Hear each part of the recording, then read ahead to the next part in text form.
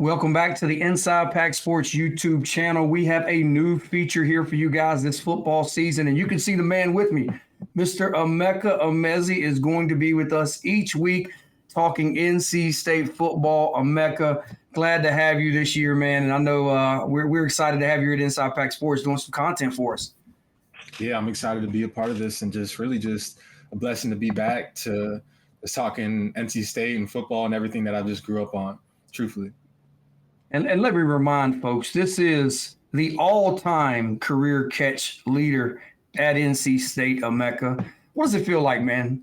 The career all-time receptions guy at NC State. What does that feel like? It's a blessing, honestly. With Casey Conception leaving, he was going to definitely take that number. So I get to have it a little bit longer. There you go. You feel a little safer in case he slid out the door. Yeah, Teddy might take it though, so yeah. Yeah, Emeka's had a great career, and he's going to be doing some stuff each week where we're going to look back at the previous game some, and then we're going to preview the next game, because the cool thing with this schedule, Emeka, is it's a schedule where you've got a lot of like opponents that I know you're familiar with, but NC State, from a non-conference standpoint, you have East Carolina, you've got Virginia, which is a wild deal that we'll talk about with it being a non-conference, and then you've got Notre Dame. Really a strong non-conference schedule this year for NC State. Yeah, it's exciting to see a lot of those people that I ended up going up against, and kind of just having that, like a lot of the teams you end up just recycling over. So having those teams to be able to see kind of the energetic shift between new coaches and new environments as well is just going to be cool to see this new wave of NC State almost kind of take over these teams. The big question I have for you to get started here, Emeka, we talked about it all last week. Is East Carolina a rival? Now, you have an interesting perspective on this. You played at NC State. I know from your recruiting background, East Carolina was a school that recruited you really, really hard. I think during your recruitment, there might have been a little time there where you considered flipping from NC State to East Carolina. Maybe you can discuss that a little bit. But for you, playing against East Carolina while at NC State, seeing that game from afar, do you consider East Carolina a rival for NC State? I think that they've always played extremely well against us, and that's one of those teams that have us circled on. So the year before I got there, we had lost that opener against them. That was in 2016. So they've always played extremely competitive against us, and it was always important that when we did play them, that we took it extremely serious, because obviously them not being in the Power Five is almost like a chip on their shoulders. So they want to prove to themselves that they're able to play along with us, and they've honestly done that a pretty good job of doing that those past and just like certain years they do a really good job of doing that. So being able to take care of them this year is very important. Well, look, Emeka Emezie had a lot of success against East Carolina. I mean, 2 games against the Pirates, NC State won 58-3 in 2018 final regular season game that year. Turn around and played them to open the regular season in 2019, won that game 34-6. So you had a lot of success. What do you remember about that rivalry in those 2 games? I think it was fun, and just what was really fun about it was that we had one of the O-linemen score. So we kind of ran up the score against them my 2018 year. I think Jermaine Pratt was back there returning a punt, and whenever you have a rivalry game, you're able to a little bit of disrespect towards the end. I mean, that's something that they can't take that away from you. And they wanted to come back the next year and have a chip on their shoulder. Then we shut them out, I think, that 2019 year as well. So it's like being able to be that big brother against the team is always one of the, that's such a dominant feeling almost. How would you describe Coach Doeren in weeks like this against teams like East Carolina, North Carolina, Duke, Wake Forest, maybe teams that he considers in-state rivals? How would you describe Dave Doeren those weeks? I think it's important. That's where you're recruiting the same exact guys and you're going up against people that could have been in your spot. It's a little bit more personal because these players. You've gone up against them in high school. You're having conversation with them. Some of them you even train with in the off season or compete against. So it's a little bit more personal, and there is some kind of fire. There is a little bit of more intensity when it comes to those kind of situations, and the fans as well. And everybody's a lot more involved and invested into that as well. You have a coworker that's down the street and they're talking about that. And it's like, that doesn't go away for the whole entire year. So being able to beat those teams is something that means a lot to all of us. I want to get your perspective as a recruit. You know, a lot of times here at Inside Pack Sports, we cover recruiting extensively. And one of the questions I get asked all the time, well, how important was that win in this recruitment? And you see it a lot for in-state players. You know, when you play North Carolina, you play Wake Forest, you play Duke. If you want to lump East Carolina in there, you can as well. For you as a recruit, when you were out being recruited by all these various schools, did who won the game that year matter? Make a big deal to you, or was it more the other things, the depth chart, the coaches, the fan base, location, all of that? How much did who actually won that matchup matter when those games were played to you? You know, it means a lot to win those games, and it means a lot for the culture of the program. I think when you come into the locker room after as a recruit and you see NC State and you see Dave Doeren go up and say, how about them Wolfpack? And you feel all of us, like think about that 2021 year where we beat Clemson and the crowd is stormed. And then the next following years after that, we get five-star transfers or like Noah Rogers and all these guys. Like that means a lot when you see that kind of energy and you're able to be a part of that in Raleigh and have the whole entire city come together after a football win. Like that means a lot as a recruit, and that means a lot. So those games do matter a ton, and being able to be in the locker room and feel that energy of the coaches it's important. It's very, very important as a recruit. Emeka, I know you watched the game against East Carolina last Thursday night. You saw NC State's wide receivers make a ton of plays. Yeah. You may have worked out with those guys. I don't know. I know you've seen them probably in the indoor practicing. How would you describe the skill position talent at NC State right now? Well, I love it. I love the receivers, and that's a culture there. Starting from somebody like Torrey Holt, that's the pinnacle. That's where it all starts from. And being able to have that, I don't know, that information passed down. He's always at the practices and everything. Like the receiver position means so much. I feel like as the receivers, what makes the offense go, you know, and that's what I feel like makes the whole entire team go. You have to have that kind of pride. So being able to have guys like Wesley Grimes come in, Noah Rogers and Teddy Hoffman, Wesley and Noah, I was training with them when they were in high school and running routes with them, and they were going to other schools. And now that they're back at NC State, back home representing us, it means so much to be able to have homegrown guys know the culture and understand that the things that me and Thayer and Devin Carter and Kelvin and Jacoby Myers, all these guys have went through, and have that be passed down to guys to be able to hold up to that standard is extremely important for NC State. Man, I'm so pumped up to have Emeka on here. I'm going to be throwing some different ones at you, man, just different questions that come to mind. Next one I got for you, you've been in the locker room with some great players at NC State. Obviously, you were one of the greats when you were there. I want to ask you that dynamic of being in the locker room with two guys like Drake Thomas and Peyton Wilson. Yeah, obviously other side of the ball, but I'm sure they were vocal leaders when you were there, big key pieces. It's funny. It felt like during your time there in 2020 and 2021, Drake was up there, man. He was like he may have been the leader on that side. And then you saw Peyton the next year in 22 kind of take over and have that monster year. What was it like seeing those guys week in, week out? You know, it's a blessing to be able to be around those kind of people in your life, because they go to a different level that a lot of athletes and people in general can't go to.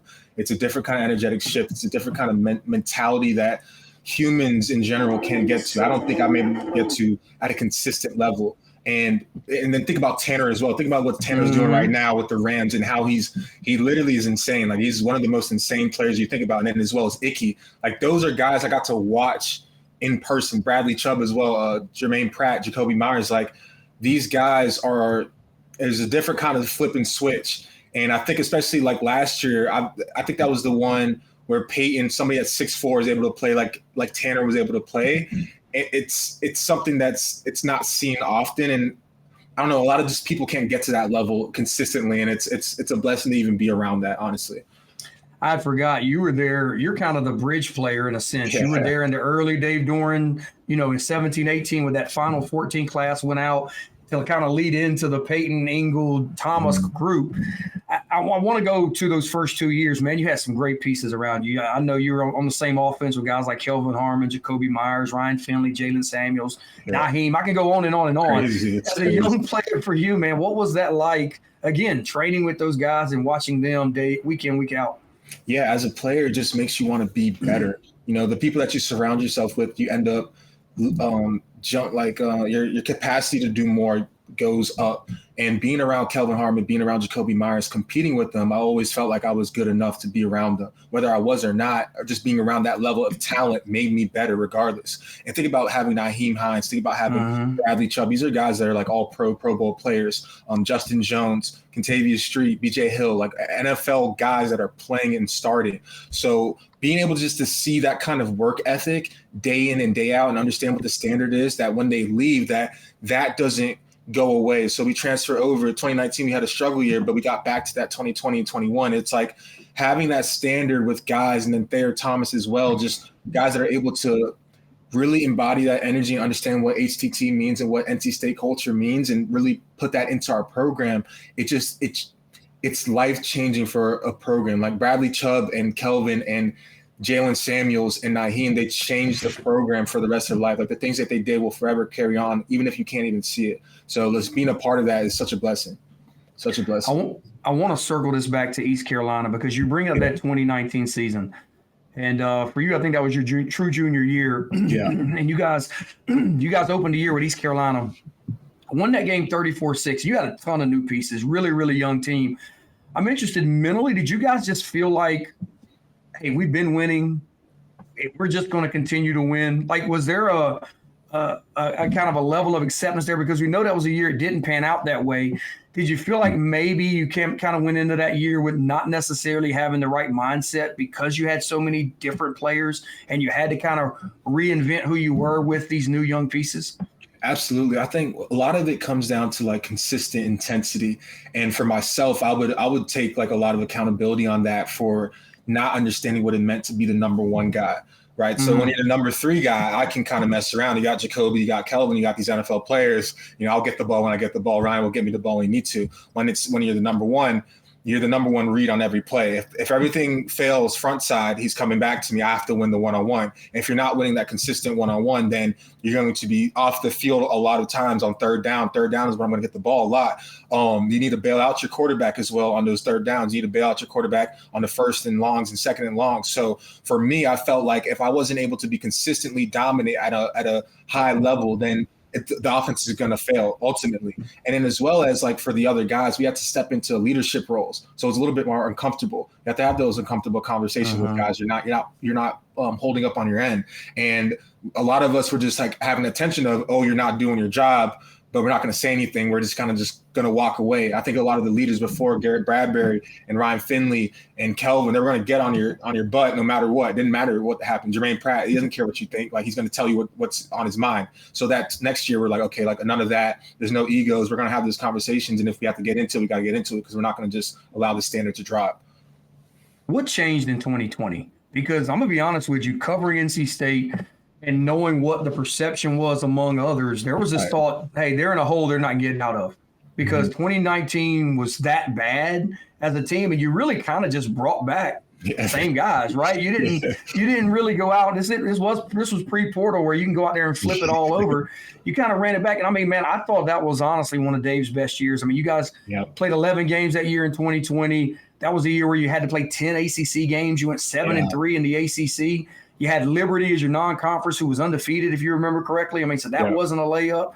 And so to have that type of year after what you endured in 2019, as a player, what do you, if you could just say, okay, this is what changed. What for you was it that you can recall to that year?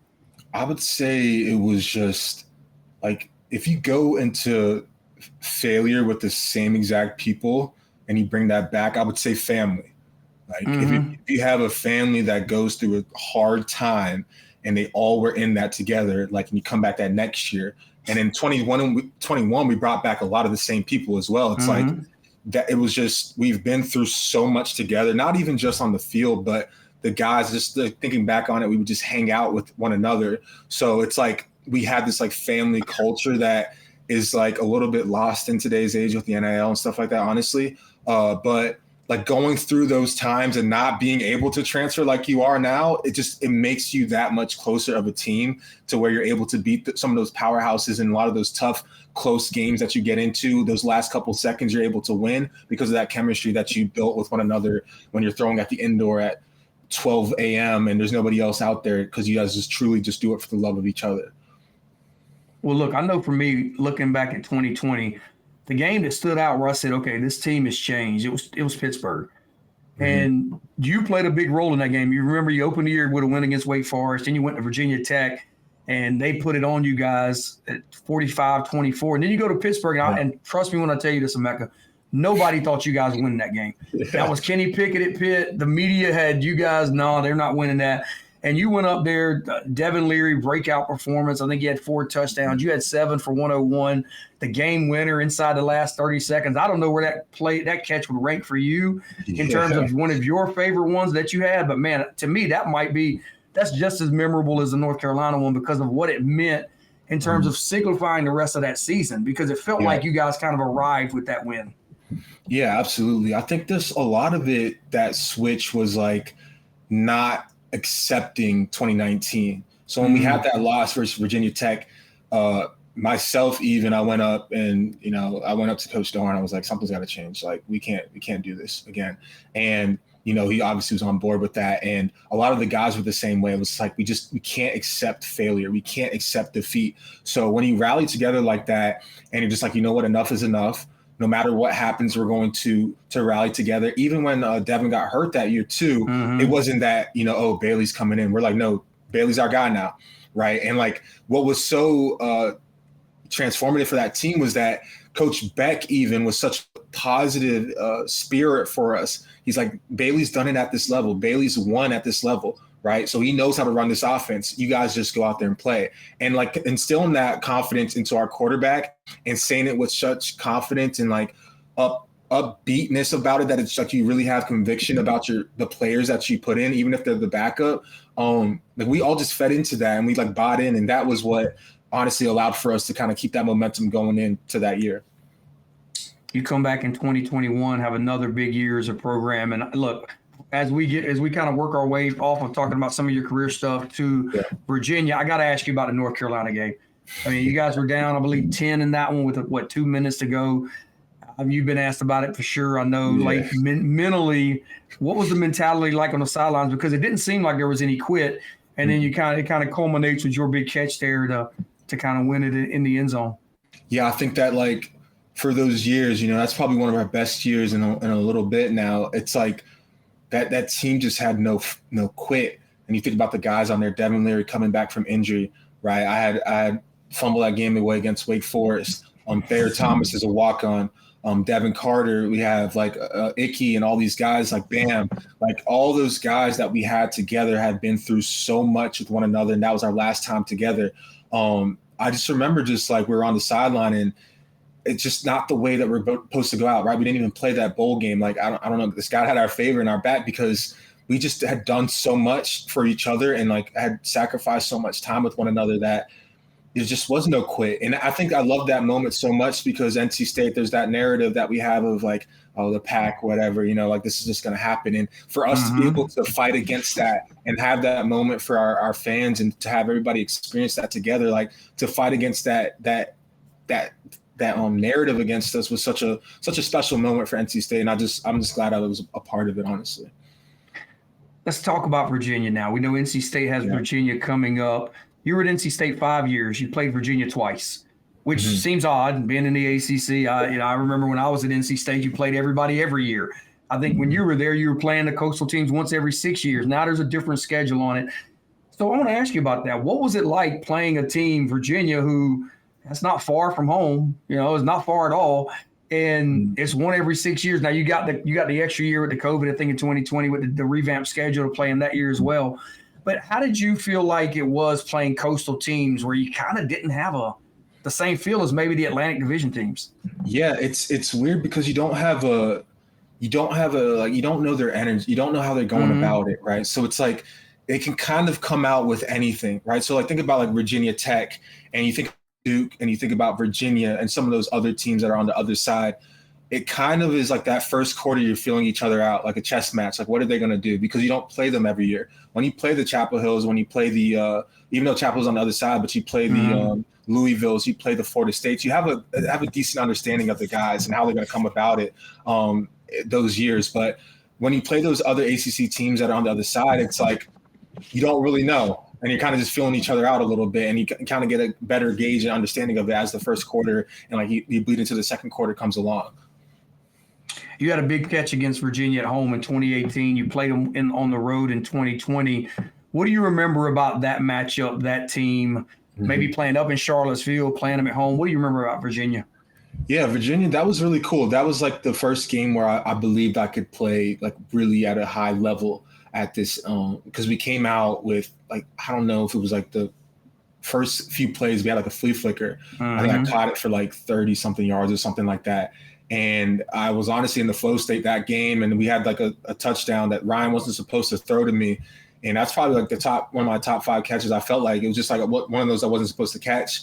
And I just like truly like believed like, okay, like I believe in myself now. Like I believe that I'm supposed to be playing at this level. And yeah, they were just like, they're physical and they were athletic. They were like long, they were well coached as well. And they do have like a kind of like a chip to themselves. They're like a different kind of branding to themselves. Virginia is. It's just a little bit different. They kind of do things differently out there, but yeah, it's like a lot about what I remember about them. They had a little bit of chip to themselves, and they had like a lot of fight. You know, like Brandon was there a little bit, so they had that like I don't know that fullback mentality almost, like a quarterback. So trying to be physical and stuff like that. So we've always played them well, but they always come out trying to fight. You know, their offensive coordinator now is Des Kitchings. Your offensive coordinator in 2019. What does that add to this dynamic in terms of the game? I mean, do you think it adds much? Obviously, Des is now 6 years removed. Yeah. But I mean, but still, he was here. I think at NC State 8 years. He spent a long time. He was here with Tom. Then he was on Dave's staff for an extended period of time. I'm sure he wants to win this one. Like Dave wants to win it too. You worked under Des as an offensive coordinator. What are your thoughts on him and maybe what he's doing up at Virginia right now? Yeah, I think he's just finding his groove now. You know, as an early offensive coordinator, it was tough. 2019, you had a shift of quarterbacks. You play like 3 quarterbacks. You have a new team, and you're in a tough situation. And I think for himself, understanding how to go about being an offensive coordinator, getting himself into that role again at Virginia, it definitely means something for sure for him. You know, coming back and kind of proving to yourself that I am what I say I am. I was at that young early stage, and now I'm, a little bit more vetted in this role for myself. So seeing him to be able to get to where he's at now and develop the guys at Virginia, have some pretty like good years on offense for themselves, it definitely means something for him. And I think that for NC State, especially this year, it's important because we're also proving to ourselves with the returning quarterback, right? With some young guys, the offense and the defense, we're kind of like unsure. Everybody's like a little bit unsure about how the team can go. Beating that Power 5 team early and getting that momentum and that confidence instilled into us is a momentum changing kind of season. I truly believe having that big Power 5 win only the second game into the season would be huge for NC State. I want to add a disclaimer here, Emeka. You're not talking about any offensive coordinator when you answer this question, okay? I know you're not. I'm throwing this question out to you. Okay, as a player, you go into a game and you guys will run 70 to 80 plays a game. Mm-hmm. Do you ever catch yourself as a player saying that was a bad play call? Or do you look at it like we should have executed better as players? That's a great question. And being on the other side of things, I'm going to answer honestly. Yeah, there you go. It's not that I don't enjoy the play calling. I just wish that sometimes when we were playing, we would emphasize on getting the ball to certain players. Yes. Like I think that you watch Ohio State, you watch some of these big teams, it's get number 4 the ball, right? Get this guy the ball, even if it's a hitch, that gets them going, that gets the offense going. The offense is it runs off of guys energetically. So if you're thinking about Ohio State, you have Jeremiah Smith. That's going to get the offense going. Everybody wants to see Jeremiah Smith win. Everybody wants to see Ryan Williams win on Alabama. So when you get those guys going, it gets the offense going. It gets everybody else going a little bit. I just didn't enjoy sometimes how we would call plays based off of the structure of the defense. Maybe we put players in certain situations in order to get them the ball. That gets the offense going, and you kind of go along from there. I love that you said that because we've talked about that a lot here at Inside Pack Sports. It feels like, and this isn't just an NC State thing. You watch a lot of offenses now in college football. There are RPOs, and they're letting quarterbacks have reads based on what they see from the defense versus simply saying, hey, we got a guy out here. Yes. They can't guard him. Just throw it to him. Exactly. Right? Like take the read out and just let your players make plays. So I get it. I think that's a great way to sum it up. And it still will come down to execution. Exactly. And I think, all right, I want to. yeah. Oh, go ahead. No, I was thinking like with certain sets and certain formations that you get into, you can't have those one-on-one positions. You get the 3x1s, you get the you're isolated out there, like making sure that you have that isolation for your guys, because if you're going to allow somebody to have a one-on-one opportunity, right, you can have a 40-yard play off of that. So yeah, exactly like you said, just kind of getting your guys into those positions to be able to make those plays. Yeah, I hear the saying. There's a saying out there: you've got players, not plays, and Yeah. I think the teams that recognize that. I know you watched the East Carolina game. I thought ECU at one point said, you know what, we got a couple receivers that can win. We're just going to pepper them. Yeah. We're just going to throw it to them and see if you can guard them. And so, yeah, love that you said that. We're going to get ready to wrap this up with Emeka. I want to kind of get your quick thoughts on this matchup against Virginia. I know you're still kind of getting familiar with both. We're taping this here, full disclosure to everyone. We're taping this Monday night. So we haven't even, I know myself, I haven't looked totally at Virginia's depth chart, but I know, Emeka, you're real familiar with NC State. You've probably looked at Virginia a little bit. How do you feel like this game could potentially play out for the Wolfpack and Cavaliers? Yeah, I just love everything we have going on offense, more specifically, just the guys. I think just with CJ with the energy that he has as a quarterback, you know, kind of just dancing around and really believing in his guys, giving them opportunities in order to play. I think with Wesley and I think with Teddy as well, just dynamic players, and Hollywood back there as well, Hollywood Smothers. Like, I think that's where like the offense goes. And I think that the earlier on we get those guys the ball, those explosive guys like Hollywood and Wesley the ball early, I think that's how we're able to capitalize. And I think just giving the ball players the plays early, getting into the end zone and capitalizing that and finishing on that a little bit better this week, like that's where we'll be able to take that advantage and stay on that. I think the defense played honestly like very stout, and we have some guys back there as well on the D lineman. What's his name? C and Sloan. Yeah, he looked really good. Like those guys look really good. So I think that like once we get up early and we capitalize in the end zone and the red zone a little bit earlier, that we're able to keep that distance from Virginia as we go. Emeka Emezie, our plan for everyone to know, we plan to run this feature with Emeka every Wednesday, each game week. We're going to get up with him, talk about the previous game, talk about the upcoming game, maybe get his thoughts on if anything else is going on relative to injuries or depth chart changes with NC State. We're also going to cross and share content with Emeka. He's going to be posting some of this content on his social media channels. So, Emeka, before we get going, I want to give yourself a chance to kind of tell folks where they can find you at on, you know, all the social medias. Man, there's so many of them I can't keep up with. So I'll let you name the ones you have. Yeah, just kind of really diving into the creativity side of things and talking mindset and sports and really just giving back to as many athletes as possible. Right now, I have like my second Instagram. It's called Emeka Emezie 2. And then my TikTok, Emeka 2 Emezie. So just really, just been heavy on the social media side of things and just been enjoying it. It's been giving me great opportunities like this. So I want to keep on doing it and I'm really blessed. So. Mm-hmm. Yeah, and we're going to put all of Emeka's social media channels in the link below. So we appreciate everyone joining us. As always, if you can, subscribe here at YouTube at Inside Pack Sports. Also, make sure you subscribe to Emeka's channels as well. And check out the website, www.insidepacksports.com, for the latest NC State athletic news.